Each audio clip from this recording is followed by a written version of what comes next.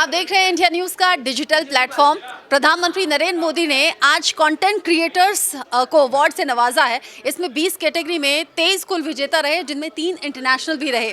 प्रधानमंत्री नरेंद्र मोदी का content creators से बात करना, उन्हें सम्मानित करना और देश में पहली बार इस तरह का अवार्ड रखा जाना, ये प्रधानमंत्री नरेंद्र मोदी की उस सोच को बताता है जिसमें वो युवाओं को साधने की बात करते हैं, जिसमें वो युवाओं से कनेक्ट बनाने की बात करते हैं। इनमें कई महिलाएं रहीं, कई पुरुष रहे, अपनी अलग अलग कला, अपने अलग अलग हुनर के लिए जो कंटेंट वो बनाते हैं वो सोशल मीडिया पर कैसे वायरल होता है, कैसे वो अपने फॉलोअर्स तक पहुंचाते हैं और कैसे पीएम मोदी ने इन कंटेंट क्रिएटर्स को भारत मंडपम में बुलाकर न सिर्फ सम्मानित किया बल्कि मैसेज दूर तक गया है और इस कदम की बड़ी तारीफ हो रही है। पीएम मोदी जब बात कर रहे थे तो वो बड़ा इंटरेस्टिंग था। जैसे जैसे कंटेंट क्रिएटर्स आते थे, अपने कंटेंट के बारे में बताते थे, तो पीएम मोदी ने भी उन्हें ध्यान से सुना है।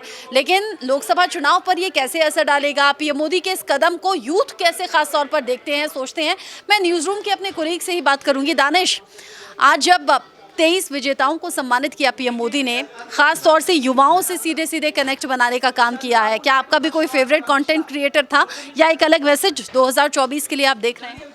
जी हाँ, पीएम मोदी का एक अपना ऑरा है। आप देखिए 2014 से पहले सेल्फी का जिस तरीके से उन्होंने क्रेज़ बढ़ाया है, सेल्फी तो पहले भी थी, लेकिन पीएम मोदी ने सेल्फी को एक सेल्फी लेकर पूरी दुनिया में साथ ही साथ भारत इंडिया में उसका एक क्रेज़ बढ़ाया। और पीएम मोदी का नई चीज़ों को तुलना करना, नई चीज़ों को सीखना, नई चीज़ों को बढ़ावा देना, उनका एक अपना अलग तरीका है।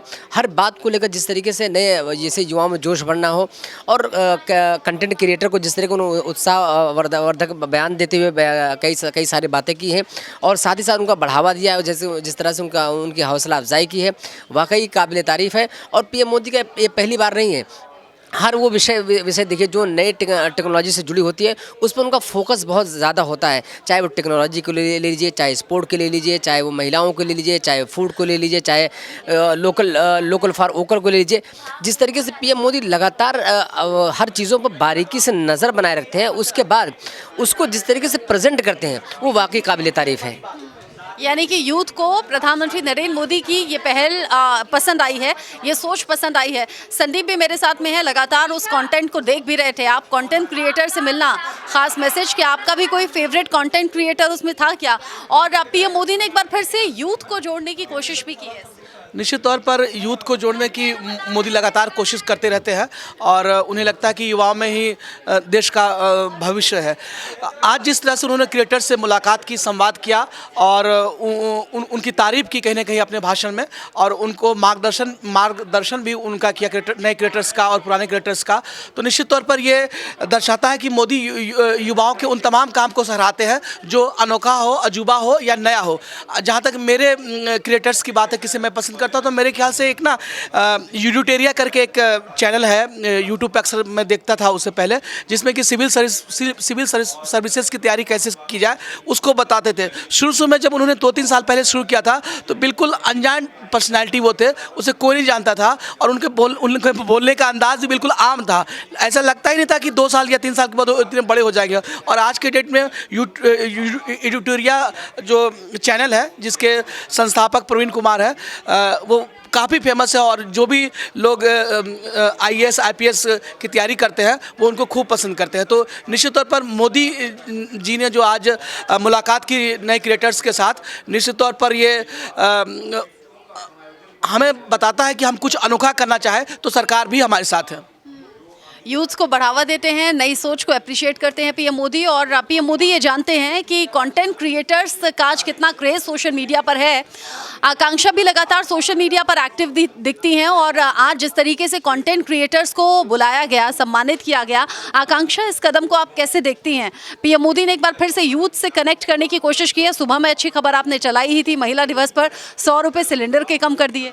एक्चुअली मैं इसको बहुत पॉजिटिवली देखती हूँ, क्योंकि अभी तक ऐसा नहीं हुआ था इससे पहले कि कोई कंटेंट क्रिएटर्स के लिए कोई प्लेटफॉर्म क्रिएट किया गया हो या उनको एक मंच पे लाया गया हो, वो भी मतलब गवर्नमेंट की तरफ से। हालांकि यूट्यूब अपना एक इवेंट करता है, वो अलग बात है, लेकिन भारत सरकार की तरफ से आना एक पॉजिटिव साइन है।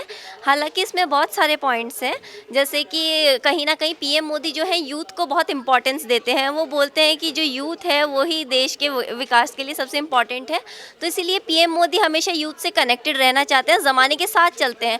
इवन मन की बात में भी पीएम मोदी कहते हैं कि दोस्तों मैं भी एक कंटेंट क्रिएटर हूँ, मेरा भी यूट्यूब चैनल है, मेरे भी मिलियन फॉलोअर्स हैं।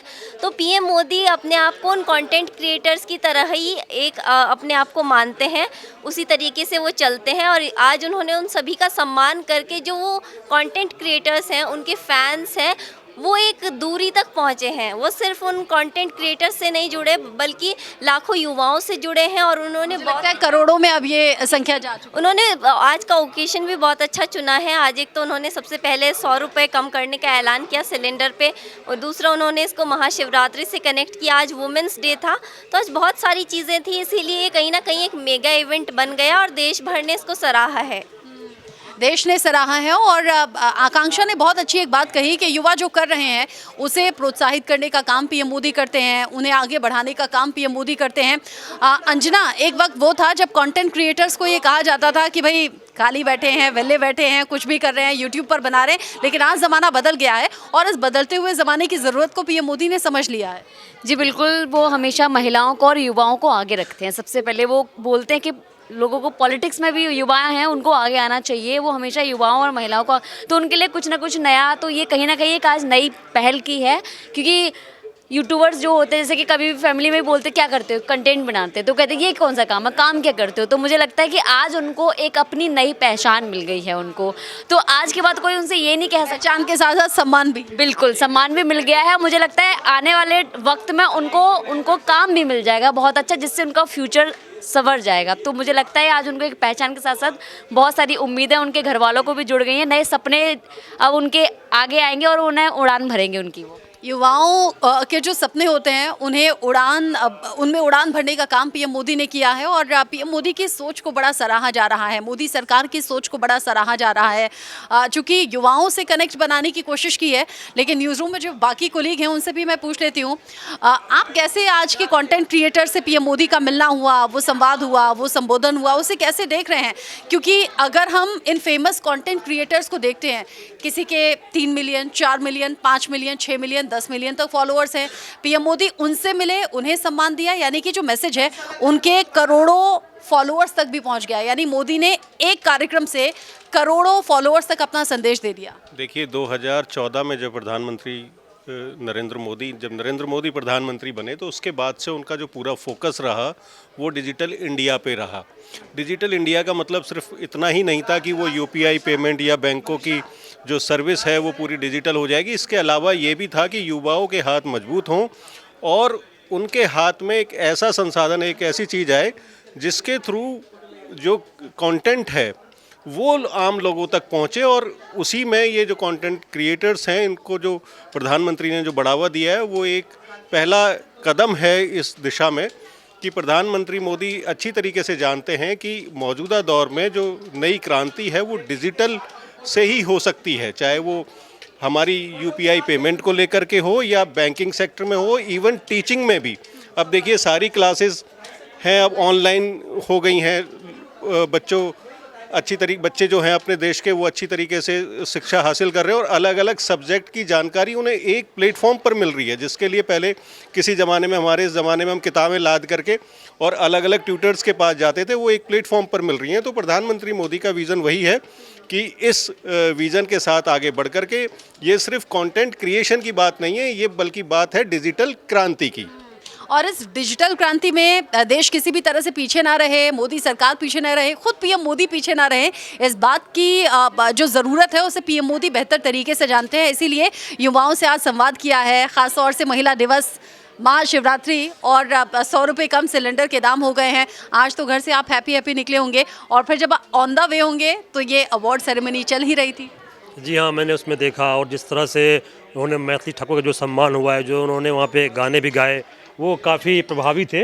और निश्चित रूप से ऐसे कार्यक्रमों से एक अच्छा संदेश जाता है। और महिलाएं तो पहले से एम्पावर्ड हैं ईश्वर के तौर पे, और जिस तरह से वो घर परिवार संभालती हैं और अब देश संभाल रही हैं, तो वो लेकिन कहीं ना कहीं से जो एक उपेक्षा थी समाज में, एक द्वयम दर्जे की मानसिकता थी उसके लिए, वो लगातार ठीक हो रहा है और हमारा जो शासन है, प्रशासन है, उसके लिए भी काम कर रहा है।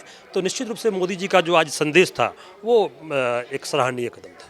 सराहनीय कदम मेरे जो कुलीग्स हैं वो मान रहे हैं और ये कह रहे हैं कि 2024 में इसका जो फ़ायदा है वो सीधे तौर पर प्रधानमंत्री नरेंद्र मोदी को मिलने वाला है, बीजेपी एनडीए को मिलने वाला है, क्योंकि पहला इस तरीके का अवार्ड रखा गया जो कंटेंट क्रिएटर्स के लिए था।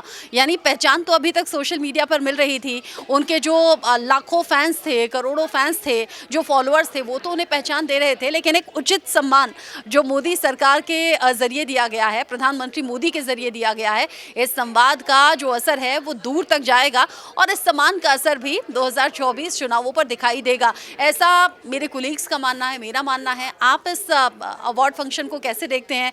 कंटेंट क्रिएटर्स को इस मंच पर लाकर पहचान देना, सम्मान देना, इस कदम को आप कैसे देखते हैं? 2024 में इसका असर क्या होगा?